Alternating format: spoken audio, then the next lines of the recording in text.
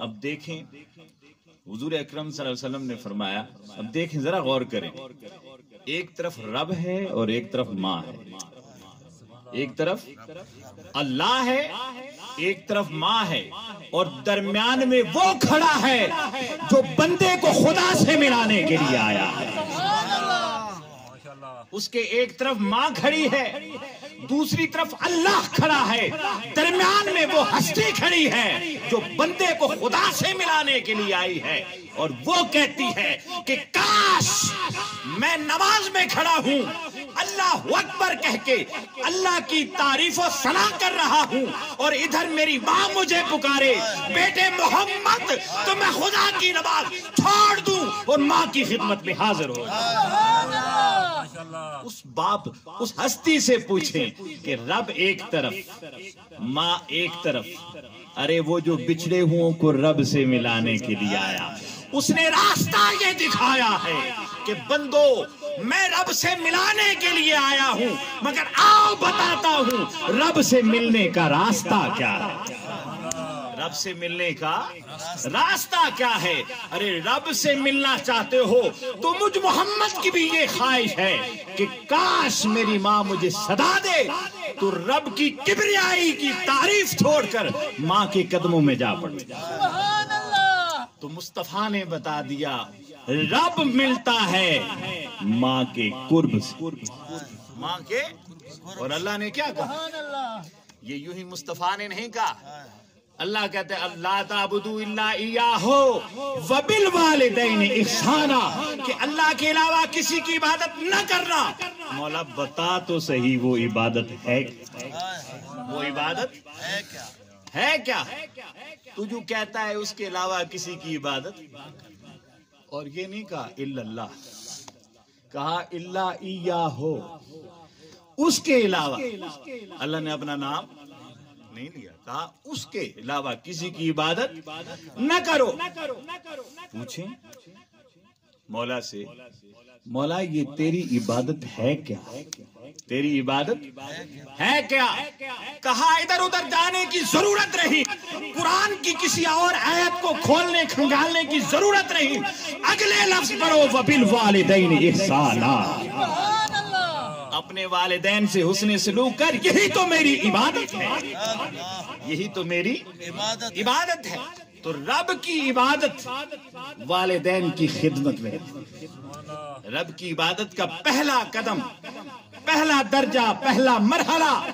والدین کی خدمت، والدین کی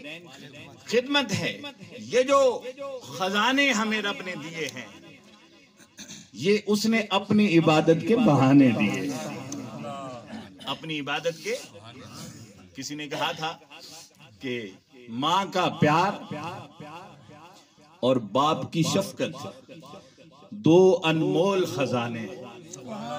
ماں کا پیار اور باپ کی شفقت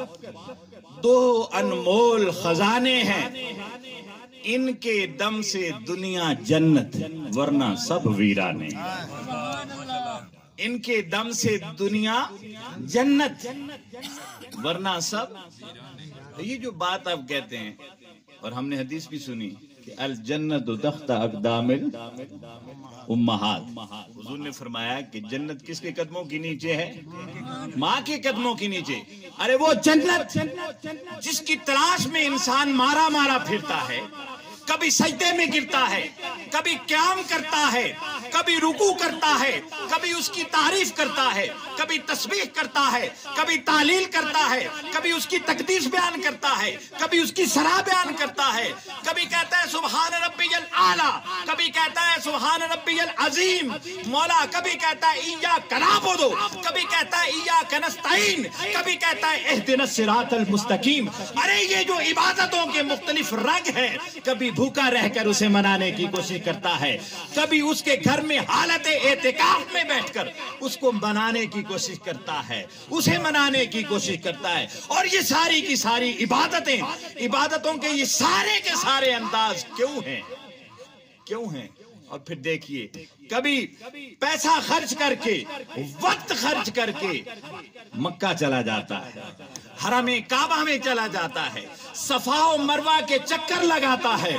یہ سارے عبادتوں کے جو مختلف انداز ہیں، مختلف رنگ ہیں، یہ عبادتیں ہماری کس لیے ہیں؟ اس لیے ہیں کہ جنت حاصل ہو جائے، اس لیے ہیں کہ جنت حاصل ہو جائے۔ رب کے محبوب نے ان عبادتوں کے باوجود جنت کو پانے کا ایک آسان راستہ بتا دیا، کہا لوگو